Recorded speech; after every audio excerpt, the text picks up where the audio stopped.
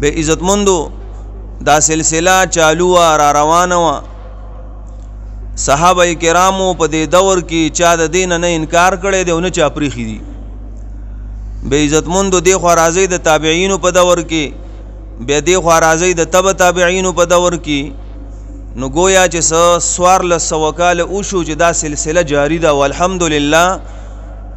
مونږ او تاسو په هغه کړای کې او پیللې شو او هغه تراوی وکړل او ختم هم پکې وکټول الحمدلله وای دا علماء کرام ناس نو دې ته وی تواتر طبقه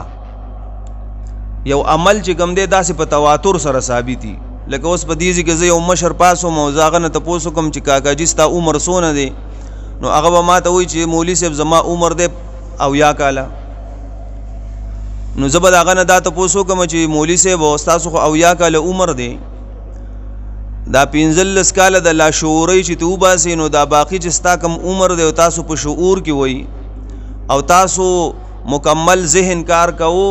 نو هغه وخت کې تاسو والد سیبو یا مشرانو هغه تاسو په تراول لیدلو نو دی وای اوجی ما خو لیدلو گویا دا 55 کاله خود د تراو شو او د چې کوم والد سیب لیدلو نو د هغه عمر او یا کاله نو او یا کاله غم لیدلې د په تراو باندې نو بیا عزتمندو د هغه د نکنه چې موږ ته پوسو کو چېر باباجي تاسو عمر سونه دي نو ابو چېر جی زما خو سل کال عمر د مثال په تور باندې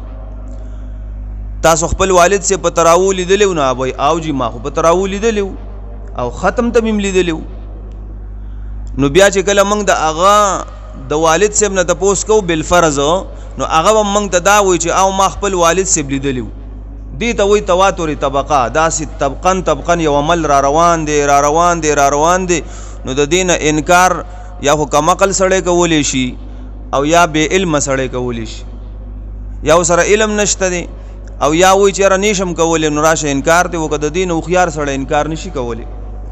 دغه شان دي زمارونو د قران کریم چې کم دي دام په دغه تواتر طبقه په دې ذریعہ باندې موږ تر رسیدلې دي قران کریم منګولی دو مخ کې زمنګ والد سے به چې دا قران دی داغه مخ کې زمنګ نیکویل دا قران دی او دا سر رازا نو دا د هغه زمانی نه موږ پیژنو چې دا قران دی دا الله کلام دی دیر سپاره دی یو سل سوال سورتونه دی پکې او دا د الله کلام دی نو څنګه چې د دین انکار نشي کولای نو دا سه د تراون انکار څوک نشي کولای نو دا یو سنت عمل دی الله پاک مونږ او تاسو د پاره مقرر کړی دی او د الله پیغمبر فرمایي وای دا د ثواب سیز ګرځولې دی څنګه چې مخکې تاسو ته مولوی صاحب د دې باره کې خبره وکړه چې په دې کې تراوی دا د یو مشقت سیز دی شل رکعات دي قران اوریدل دي خو زمارونو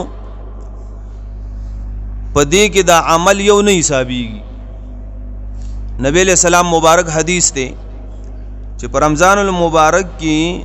ستاسو دا نفل په فرض باندې حسابيږي او دا فرض مو په اویا باندې حسابيږي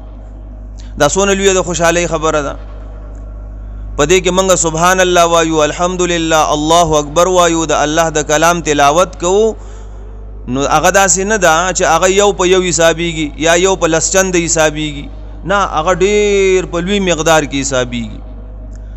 د دیو جن زمای عزتمندو زمنګ علما فرمای وای دا د لوټ مار میاشتا خلک ویل ک لوټ مار شروع دی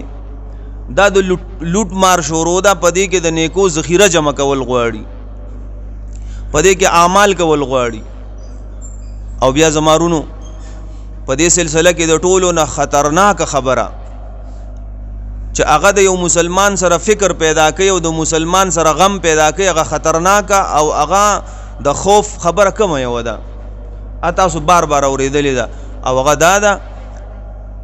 چې جبرئیل علیہ السلام خیری کړی دی چې خدایا پچا باندې د رمضان المبارک میاشم 13 شول او د بخنه ونه شول خدای ته تباہ او برباد کی او چا پی امین ویل تاسو راتو وای پیغمبر علیہ السلام پی امین ویل زمارونو د امین څه مطلبي امین د دې مطلب دا دی اے الله دا ما چې سووي دا قبول کی تاسو چې کله ولد ضالین ته ورسېږي کنه سوره فاتحه وای او امام صاحب سوره فاتحه وای یا تاسو ځان لمونځ کوی او تاسو سوره فاتحه وای نو بیا تاسو اخره کې وای امین. نو د امین معنی دا چې یا الله دا ما چې د نسو اوغتل دار نه قبول کی. کله موږ دعا غواړو کنه